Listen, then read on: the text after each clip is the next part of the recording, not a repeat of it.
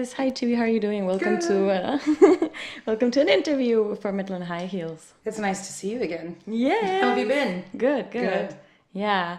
There was a pretty cool party night last time in Holland. Oh gosh, yeah, probably. I don't remember, so that probably means Exactly. it was.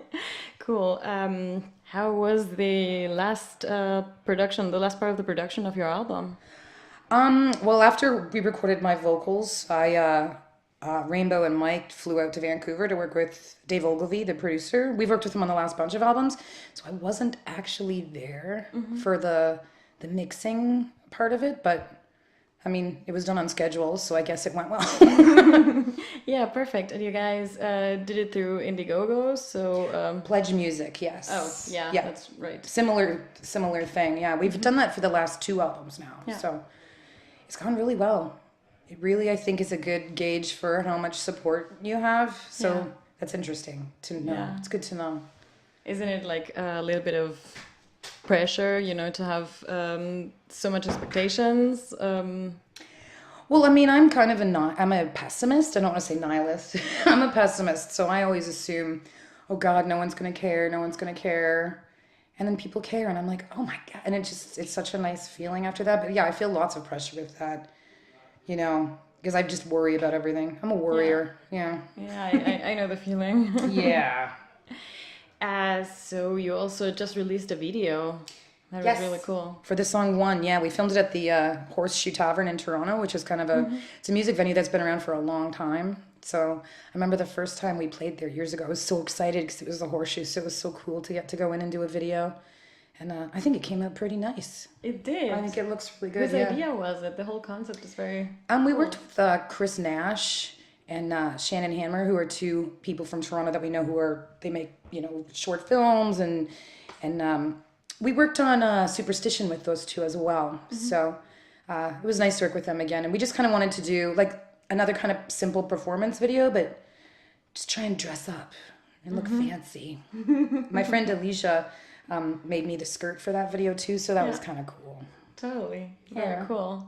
And now you're on tour with the Agonists in Sirenia, and those are kind of very different bands from the genre and style. How's that going? To the audience like that? It's interesting. I think a lot of people who know each band maybe don't know the other bands, so it's kind of cool to be able to play for people who wouldn't normally come to see your show.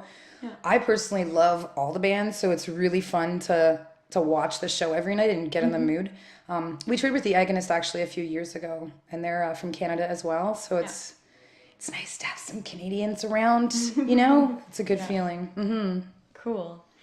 And what we've also been asking some of the bands is the whole female-fronted term. Did we ask you that last year already? I think so, because I remember this. I think it's so dumb.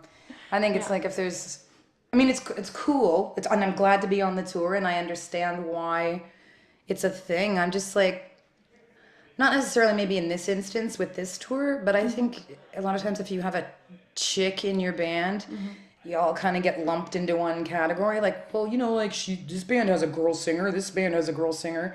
And it doesn't make sense a lot of times. I think this one does. I think it's an interesting combination, but I mean, isn't it kind of sad that there's no like male voices of metal? Yeah. You know what I mean? Like there isn't, just because, I don't know, I guess that's the normal, right? It's just normal. So it's abnormal to have, whatever. I think I told you last time I thought it was stupid too. But again, like, I understand why it's necessary. I just wish that it wasn't. Yeah, that's of course what we all want. And that's actually also something that has been changing. I was talking about this with the guys from the Agonist. Do you have maybe an idea of why just now are there more female instrumentalists in metal? I don't know why. I think it's great, I mean, you could even say, more. well, that's exactly it, it always makes you happy when you see women playing instruments and taking part instead of taking command like that. And, obviously growing up, a lot of my, role models in music were pretty much all women. So I don't know. And you can develop a nice camaraderie with women on tour as well. So I don't know. I mean, maybe as the world is changing and we're starting to address issues like inequality more and people are being more conscious of that kind of thing, maybe women feel more comfortable now, you know, instead of taking the role as the spectator, actually participating. Yeah, that's very cool. That's a good statement. I like it. Do you consider yourself a feminist? Oh, yeah. Yes, I do. A feminist in the way that everyone should be equal. Women shouldn't hate men. But at the same time, I think feminism is just sort of acknowledging everybody should be equal, but we're kind of not. And so let's make things equal. It's not about hating anybody. It's just about things aren't equal. You know what I mean? And they should be. Perfect. Yes. How do you stay healthy on tour? Did we already also ask you this? I don't think you asked me that one. I don't think I am very healthy on tour. I try and eat well. I mean, I end up drinking more than I should, and I've always wrestled with smoking cigarettes, and that can sort of amplify on tour as well. On the off days, I like to go out for some walks, get some fresh air.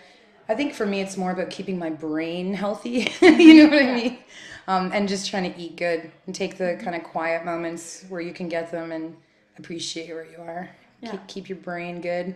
But you do warm up your voice before the show and... Oh yeah, a couple years ago I developed polyps on my vocal cords because I wasn't singing properly for years because I'd never had any kind of training. So after that, and I had to have surgery on my throat and all this. It was terrible, and I couldn't talk for a month. That was really... I'm sure my friends enjoyed that. But so yeah, no, totally warm up, do all that stuff, try and take care of my voice because I didn't used to do that. Yeah. Lesson learned. Oh, definitely. It was a mess. Wow. Yeah, it was scary. And you do your makeup yourself also? Oh yes, can't you? Well, yeah. It's kind of interesting because about a month ago I broke my elbow. Ouch. Yes, and so I was in a cast, and then the day after I got my cast on and had surgery on my elbow, we left for a tour in the U.S. So I was performing shows with this giant plaster cast, and I couldn't do my makeup at all because I couldn't reach my face. So I also now kind of learned how to do it with my left hand. Cool. So now I'm better. I can move my arm sort of like way better than I could 3 weeks ago, so I can get back. But now I'm pro like this. I don't know. Maybe it looks terrible, and everyone's like, "Yo," but Not at all. yes, I do my makeup myself. Perfect. Do you have any recommendations, any products you use, or any routines you do? I tend to go cheap and cheerful. I wear drugstore makeup because I just don't want to spend a lot of money on it. Yeah. I have a red color that I've been using for years. That's my favorite. It's my signature. It's my signature red. And I just, I think moisturizing is very important. That's all I got. I don't have like a beauty regime. Oddly, I don't have a beauty regime, but no, moisturizer and cheap makeup. That's it. Cool. Works. Exactly.